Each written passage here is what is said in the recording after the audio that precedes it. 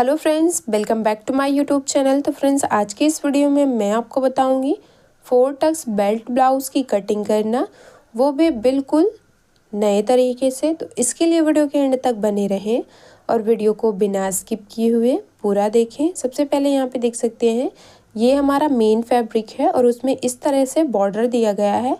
इस बॉर्डर का जो हम यूज़ करेंगे वो हम स्लीव्स में करेंगे। इस तरह से देख सकते हैं, ये हमारा प्लेन फैब्रिक है। इसको हम साइड में रखेंगे। सबसे पहले इसकी कटिंग हम अस्तर पे करेंगे, तो उसके लिए आपको अस्तर को डबल फोल्ड करना है। तो यहाँ पे अस्तर को हम इस तरह से डबल फोल्ड कर लिए हैं। आप अपने चेस्ट के अकॉर्डिंग अस्तर को डबल फोल्ड कर लीजिए। जितना भी आपके चेस्ट का चौथाई भाग है उसमें आपको 2 इंच प्लस करके अस्तर को डबल फोल्ड कर लेना है। सबसे पहले यहाँ पे नीचे से हमने 1 इंच पे मार्क किया है और इस मार्किंग को स्केल की मदद से सीधा कर लेंगे। 1/2 इंच हमारा कमर पट्टी ज्वाइंट करने में जाएगा और 1/2 इंच हमारा शोल्डर ज्वाइंट में। तो इस तरह से देख सकते हैं। इस लाइन को छोड़ते हुए हम यहाँ पे रेडी लंबाई को मार्क करेंगे। तो हमारे ब्लाउज़ की जो रेडी लंबाई है वो 14 इंच रखनी है हमें। तो हमने यहाँ पे 14 इंच पे मार्क कर लिया। इस तरह से देख सकते हैं, यहाँ पे हमने 14 इंच पे मार्क कर लिया है। अब पीछे की साइड हम डिज़ाइन बनाएंगे। उसके लिए हमें यहाँ सेंटर से इसको कट करके फिर से जॉइंट करना है। तो उसके लिए यहाँ पे बंद भाग से हम 2 सूता इसको बढ़ा लेंगे। अगर आपको कट करके जॉइंट नहीं करना है या आप यहाँ पे बॉट नेक नहीं बना रहे हैं, डीप नेक बना रहे हैं, तो आपको इसमें 2 सूता बढ़ाने की कोई भी ज़रूरत नहीं है। तो यहाँ पे हम पीछे की साइड बॉट नेक बना रहे हैं और इसे हम बीच से कट करके जॉइंट करेंगे। इसलिए हमने 2 सूता पे मार्क करके इस तरह से स्केल की मदद से लाइन को यहाँ पे सीधा कर लिया है। अब ये जो 2 सूते की हमने मार्किंग की है, इस मार्किंग को छोड़ते हुए हम यहाँ पे शोल्डर की मार्किंग करेंगे। तो उसके लिए यहाँ पे देख सकते हैं, अगर हम यहाँ पे डीप नेक बनाते हैं तो शोल्डर 5 इंच 5.5 इंच रखते हैं, लेकिन यहाँ पे हम बॉट नेक बना रहे हैं तो बॉट नेक के अकॉर्डिंग यहाँ पे जो हम शोल्डर रखेंगे वो हम 6.5 इंच रखेंगे। यहाँ से हमने 6.5 इंच पे मार्क कर लिया है। अब यहाँ से आर्म होल के लिए हम यहाँ पे 6.5 इंच पे मार्क कर लेंगे इस तरह से। और मार्क करने के बाद यहाँ से भी देख सकते हैं, हमारा 6.5 इंच ही आना चाहिए इस तरह से। ये देखिए, अब चेस्ट का चौथाई भाग मार्क करेंगे तो ये हमारा 9 इंच है और 1.5 इंच हमने इसमें सिलाई मार्जिन रखा है। स्केल की मदद से दोनों पॉइंट्स को मिलाते हुए इस तरह से सीधा कर लेंगे। और सीधा करने के बाद यहाँ से इस तरह से देख सकते हैं, सबसे पहले आपको यहाँ पे गहराई देनी है। तो उसके लिए आपको सबसे पहले ऊपर से 1/2 इंच से डाउन कर लेना है। तो यहाँ से देख सकते हैं, इस तरह से हम इसे 1/2 इंच डाउन कर ले रहे हैं, क्योंकि आगे की साइड हम डीप नेक बनाएंगे और पीछे की साइड हम बॉट नेक। तो अगर आप आगे की साइड डीप नेक और पीछे की साइड बॉट नेक बना रहे हैं तो आप शोल्डर को आर्म होल की साइड 1/2 इंच डाउन कर लीजिए। 1/2 इंच अंदर की साइड एक और मार्किंग करेंगे इस तरह से आर्म होल में गहराई देने के लिए, और यहाँ से तिरछे में से मिला लेना है। यहाँ पे देख सकते हैं, इसे हमने मिला लिया है। मिलाने के बाद अब यहाँ पे हमें कोने से 1.5 इंच पे मार्किंग करनी है, क्योंकि आगे के पल्ले में हमें गहराई देनी है और पीछे के पल्ले में हमें गहराई की मार्किंग नहीं करनी है। पीछे के पल्ले में हमें यहाँ पे 1.5 इंच पे मार्क करना है और आगे के पल्ले में हम 1 इंच पे मार्किंग करेंगे। यहाँ से देख सकते हैं, इसमें इसका हाफ निकालेंगे तो हमारा 3 इंच आ रहा है। 3 इंच पे मार्क करेंगे और इसी में आर्म होल का शेप बनाएंगे। इस तरह से देख सकते हैं, तीनों पॉइंट्स को मिलाते हुए आर्म होल की जो गहराई की मार्किंग है उसको हम कर लेंगे। इससे बहुत ही इजी तरीके से आप इसको मार्क कर सकते हैं। तो यहाँ पे देख सकते हैं मार्किंग हो गई है हमारे। अब हम कमर के लिए मार्क करेंगे। तो 2 सूते को छोड़ते हुए कमर की जितनी भी चौथाई भाग हो उतने पे मार्क करना है। 1 इंच टक्स के लिए और यहाँ से 1.5 से 2 इंच आपको सिलाई मार्जिन रखना है। अब यहाँ पे देख सकते हैं, इसकी मार्किंग हमने कर ली है। इसे भी स्केल की मदद से इस तरह से सीधा कर लेंगे। सीधा करने के बाद यहाँ से हम टक्स के लिए मार्क करेंगे। तो 2 सूते को छोड़ते हुए यहाँ पे मार्किंग कर रहे हैं 5 इंच पे। लंबाई भी 5 इंच ही रखेंगे इसकी, यहाँ से इस तरह से। और ये देख सकते हैं, स्केल की मदद से दोनों साइड आपको इस तरह से 1/2 इंच पे मार्क कर लेना है तिरछे में। और पीछे के पल्ले की जो मार्किंग है वो हमारी कंप्लीट हो गई है। जिस तरह से हमने इसे मार्क किया है बिल्कुल उसी मार्किंग के ऊपर हम इसे कट कर लेंगे। यहाँ पे देख सकते हैं, मार्किंग के ऊपर ही हम इसे कट कर ले रहे हैं। पीछे के पल्ले की कटिंग हमने कर ली है। अब हम आगे की पल्ले की कटिंग करेंगे। तो उसके लिए हमें अस्तर को फिर से डबल फोल्ड कर लेना है। यहाँ से देख सकते हैं हमने अस्तर को डबल फोल्ड कर लिया है। अब यहाँ पे सबसे पहले हमें नीचे से 1 इंच पे मार्किंग करनी है, क्योंकि पीछे के पल्ले से हमें आगे के पल्ले को 1 इंच बढ़ा लेना है। तो उसके लिए 1 इंच पे मार्क करके स्केल की मदद से यहाँ भी इसे सीधा कर लेंगे। इस तरह से देख सकते हैं, ये देखिए इसे हमने सीधा कर लेना है। और सीधा करने के बाद अब हमें यहाँ पे पीछे के पल्ले को आगे के पल्ले के ऊपर इस तरह से सेट कर लेना है। बंद भाग से मिलाते हुए रखना है। आगे के पल्ले को हमें 2 सूता नहीं बढ़ाना है, क्योंकि पीछे के पल्ले में हमने 2 सूता पहले से ही बढ़ा के रखा था। तो बिल्कुल उसी के बराबर हम यहाँ पे आगे के पल्ले को मार्क कर लेंगे। देख सकते हैं बिल्कुल बराबर से हम यहाँ पे मार्किंग कर रहे हैं। ये देखिए मार्किंग करने के बाद अब हमें इसे हटा लेना है और अब हम इसमें आर्म होल और शोल्डर के लिए फिर से मार्किंग करेंगे। तो उसके लिए यहाँ पे देख सकते हैं सबसे पहले आपको 2 सूते पे एक मार्क करना है और इस मार्किंग को स्केल की मदद से ऊपर तक इस तरह से बिल्कुल सीधे में मिला लेना है। यहाँ पे देख सकते हैं इसे हमने मिला लिया है।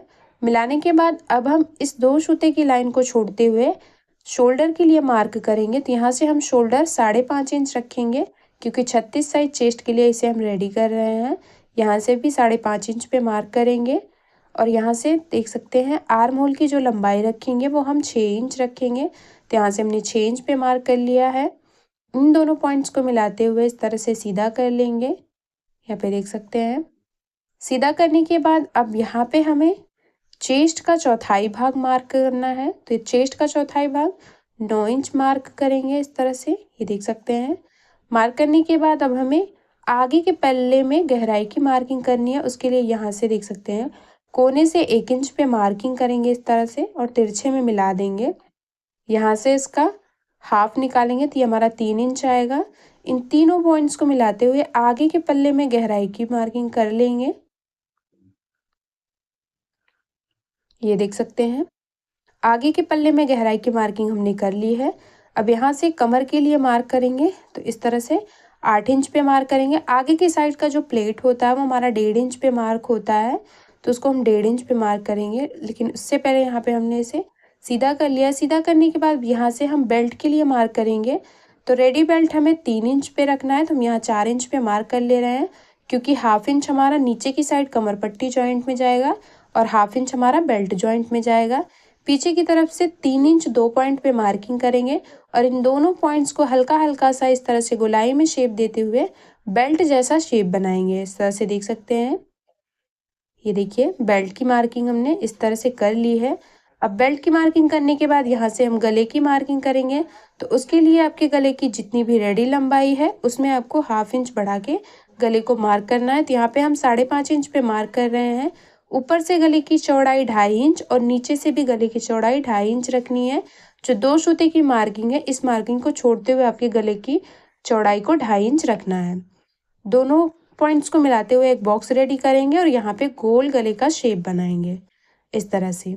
ये देख सकते हैं गले की मार्किंग हमने कर ली है। अब हम टक्स की मार्किंग करेंगे। उसके लिए इस तरह से इसको सेट करेंगे और सेट करते हुए जो सेंटर पॉइंट्स के लिए मार्क करेंगे उससे लिए यहाँ पे 9 इंच पे मार्क करेंगे।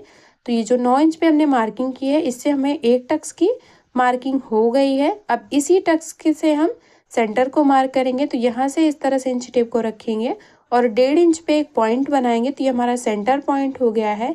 इसी सेंटर पॉइंट से सीधे पे 1.5 इंच नीचे की साइड मार्किंग करेंगे, साइड में भी 1.5 इंच पे मार्क करेंगे और फिर से ऊपर की साइड 1.5 इंच पे मार्किंग करेंगे। तो ये हमारे तीनों टक्स की जो मार्किंग है वो हमारी कंप्लीट हो जाएगी।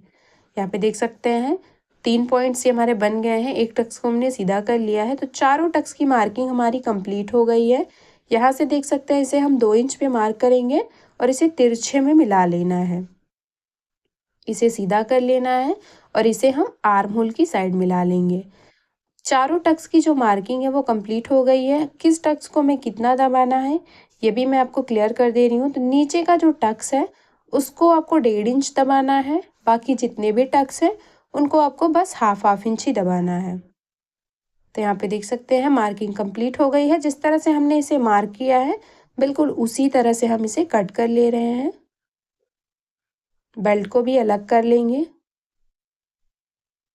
आगे के पल्ले की मार्किंग कंप्लीट हो गई है। अब हम स्लीव्स को मार्क करेंगे।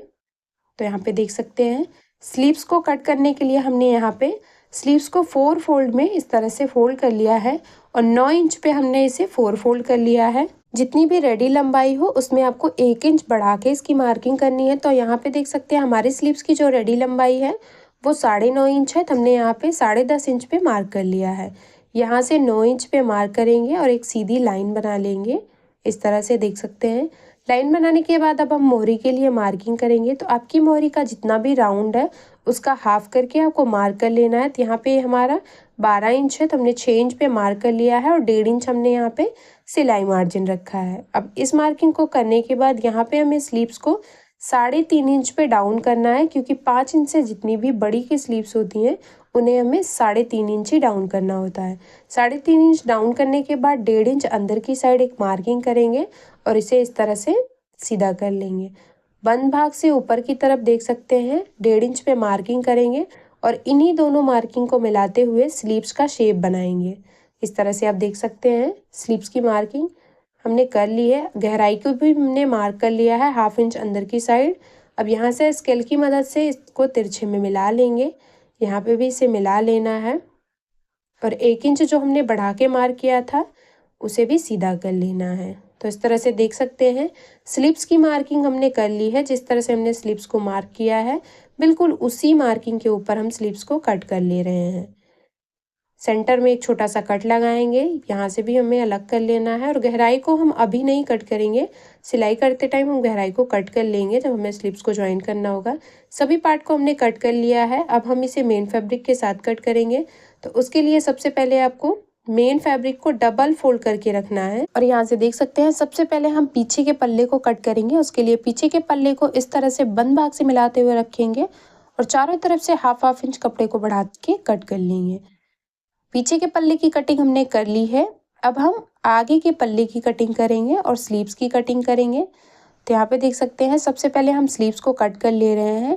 इस तरह से एक एक स्लीव्स की कटिंग करेंगे जिससे जो हमारा बॉर्डर है वो भी एक्स्ट्रा ना कट हो। तो यहाँ पे सबसे पहले देख सकते हैं इसको ओपन करके इस तरह से रखेंगे और 1/2 इंच बढ़ा के हमने एक स्लीव्स की कटिंग कर ली है। जिस तरह से हमने एक स्लीव्स को कट किया है उसी तरह से हम दूसरी स्लीव्स को भी कट कर लेंगे। तो उसके लिए भी यहाँ पे हम इसे इस तरह से सेट करेंगे और सेट करते हुए इसके ऊपर अस्तर को सेट करना है और यहाँ पे भी अच्छे से अस्तर को सेट करने के बाद चारों तरफ से 1/2 इंच बढ़ा के इसे कट कर लेना है। ये देख सकते हैं इस तरह से दोनों स्लीव्स को हमने कट कर लिया है। अब कट करने के बाद हम आगे के पल्ले की कटिंग करेंगे। उसके लिए इसे हमने डबल फोल्ड करके रखा है। यहाँ पे इस तरह से इसको सेट करेंगे और नीचे की साइड आपको बेल्ट को सेट करना है। यहाँ पे देख सकते हैं 2 सूता हमने नीचे की साइड भी बढ़ा के रखा है। अब यहाँ से इसको भी बीच में आपको 1/2 इंच का गैप देना है और बस इसी में आपको आगे के पल्ले की कटिंग कर लेनी है। यहाँ पे देख सकते हैं चारों तरफ हम इसको बढ़ा के कट कर रहे हैं, क्योंकि जो फैब्रिक है उसको आपको छांटना भी रहता है, तो इसलिए आप फैब्रिक की कटिंग 1/2 इंच बढ़ा के ही करिए। तो आगे के पल्ले की भी कटिंग हो गई है। सभी पार्ट को हमने कट कर लिया है। उम्मीद करती हूँ कि समझाने का तरीका पसंद आया होगा। वीडियो पसंद आए तो लाइक शेयर सब्सक्राइब करना ना भूलें और मेरे चैनल पे नए हैं तो प्लीज़ यार चैनल को सब्सक्राइब करके बेल बटन को ज़रूर ऑन कर लें हमारी ऐसी ही लेटेस्ट वीडियो का अपडेट सबसे पहले देखने के लिए।